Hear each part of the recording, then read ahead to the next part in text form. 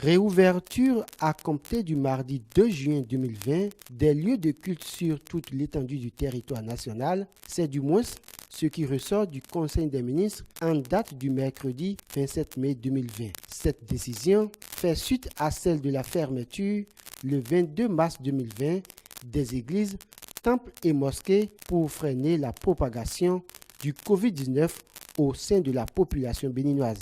Après plus de 2 mois presque d'inactivité, la nouvelle est bien appréciée par les chefs religieux.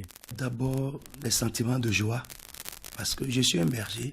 Il n'y a pas de berger sans troupeau.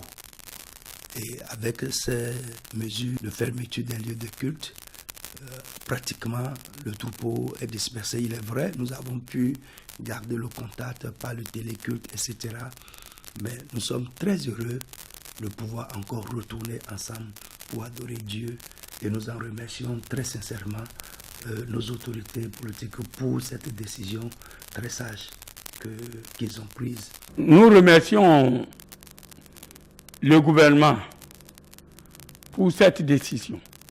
Aussi, je veux dire à nos dignitaires religieux, les imams, les pasteurs, les alphas, tous, la réouverture de nos églises et de nos mosquées est un test pour les autorités religieuses pour voir si nous sommes prêts à aider le gouvernement à construire le pays.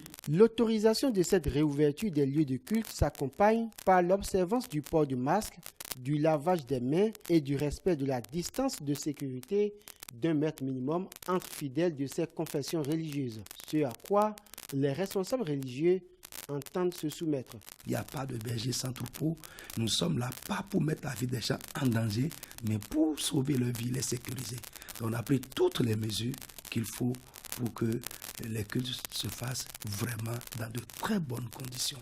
Le temple a été totalement réaménagé. Nous avons redisposé les chaises. On a pris même près d'1,50 m entre les chaises.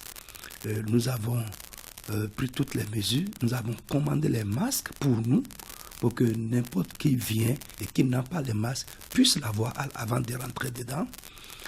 Nous avons également les solutions pour désinfecter la salle après chaque réunion et avant chaque réunion. Je dirais à nos frères musulmans, c'est Dieu qui nous préserve du diable et de Satan. Obéir aux autorités est une adoration. Chacun n'a qu'à obéir. Prends les dispositions nécessaires dans sa mosquée. Si on veut réellement prier dans nos mosquées, parce que Dieu n'a pas interdit la prière rapide, mais pour dire correctement, la Fatiha est ce que vous faites, mais même si c'est court, en moins de 5 minutes, on finit nos prières.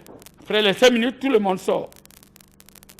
Donc, à chaque imam, de savoir comment organiser.